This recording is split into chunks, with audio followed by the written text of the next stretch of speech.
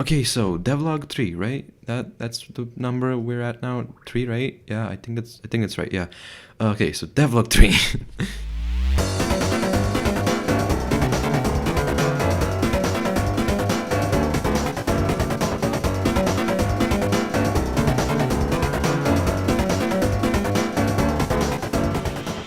This time I really want to get to work on the research system in the tech tree, but I don't really have anything to research yet. So yeah, I need more content and I need it badly. On top of lots of tweaks and redesigns to bring more life to the game, I want to add more units, such as a new tank, perhaps a medium tank, a hint hint, nudge nudge. So yeah, like the video, subscribe and comment. It does not take you any time, it's free and numbers make me really happy. And also, if you don't, I will come to your house. This is a threat. Okay, I want to add more tanks, but to do that, I first have to fix one mistake I made when I was drawing the tanks that are already in the game. This mistake is easily avoidable and kinda dumb, but I still made it. I'm kind of dumb. The proportions of the tanks are way off, not like width and length of each tank, but one tank is as big as the other one, even if it should be smaller. Let me explain. Here you can see two tanks that are already in the game. Notice anything? Well, what if I do a little bit of Google searching to find the real dimensions of these vehicles? Boom. Okay, for context, the tank that's on the left is called the Panzer II, and the tank on the right is the M22. Now, do you see something wrong? The Panzer II is 0.8 meters longer than the M22 in real life, but in game, it's just a pixel longer. The Panzer II is also wider in real life, but here it's thinner. If we do the math, we can see that there is about 0.092 meters per pixel for the Panzer II and about 0.078 meters for the M22. I want all vehicles to have the same meters per pixel. I'll take 0.1. But now I have to redraw both tanks. Okay, here are the redrawn versions of the two. In my opinion, they're looking much better. Now it's time to do some more tweaking. I want the tanks to be much more polished before I move to make any more of them. The first thing I did is make them accelerate when they start moving with some logarithms, instead of just instantly gaining speed. Yeah, I know, I use math in game development, I'm cool. After that, I added some particles using the Unity particle system. Danny viewers, this is your cue to subscribe. Now, please. To be like tire tracks behind the tanks when they move. Not tire tracks, actually tracks. The last thing I want to do before I add another one is add engine noises to the tanks, at least in a placeholder form. When they move, the pitch goes up and goes down when they stop. Easy enough. I'll redo this later, but for now it works. Oh, did I say that was the last thing I was gonna do before adding the medium tank? Oops, I lied. I'm finally gonna add an armor system. So there's 5 tiers of armor each unit can be designated with. There's soft, which is no armor. This will be stuff like infantry. Then there's minimal. There's some armor here, but it's, well, minimal. This will be things like trucks and jeeps and perhaps some juggernaut infantry if something like that ends up being in the game later on. And then there is light armor. This is where we get into the light tanks and perhaps armored trucks and such. And at the end we have medium and heavy armor for tanks and future tank destroyers. Other than the armor tier, each unit is also designated with a pierce level. Basically, if we have a medium tank with a pierce level of medium and an enemy heavy tank, our tank shoots at the heavy tank and does less damage than it should because it can't fully pierce the enemy heavy. On the other hand, if the enemy tank shoots at our poor little tank, it will deal full damage to it because not only does it have a matching pierce level to pierce the medium armor, it has a heavy pierce level, so it could even go up against heavy targets. Okay, I know what you're thinking. Matt, can you please add the medium tank? I saw it in the title you promised. Nope, I've got one thing left to add. For real this time.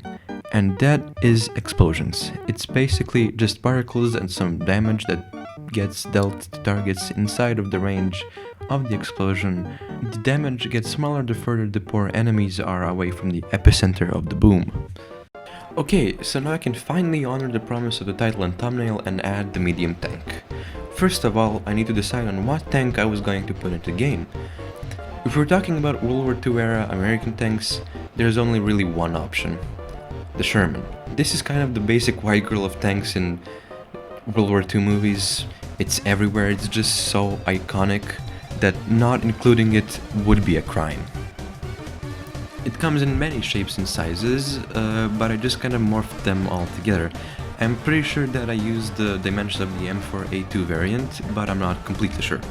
So, with the new size rules, I drew this guy and its destroyed variant.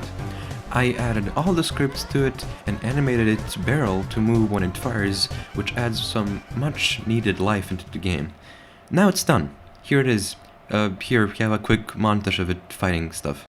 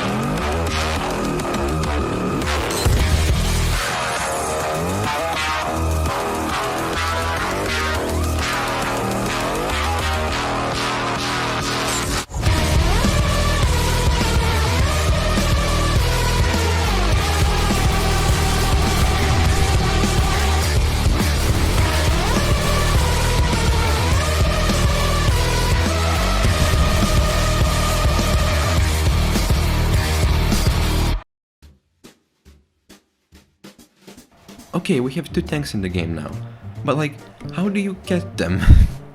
Well, that's where the new building, the vehicle station, comes in. This building will allow you to order vehicles, which will arrive by cargo ships and be magically transported into the vehicle station. For now though, I'll only make it so you can buy them like infantry, and I'll add the delivery system next devlog probably. This is the all new vehicle station. I drew plenty of new sprites for it and it's looking quite good.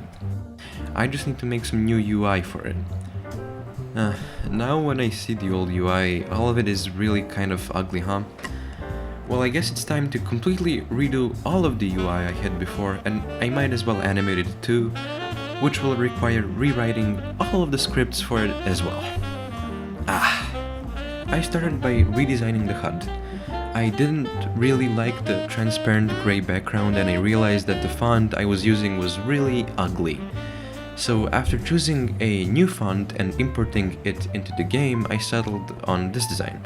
Everything is closer together and a bit smaller. The text was looking much better now.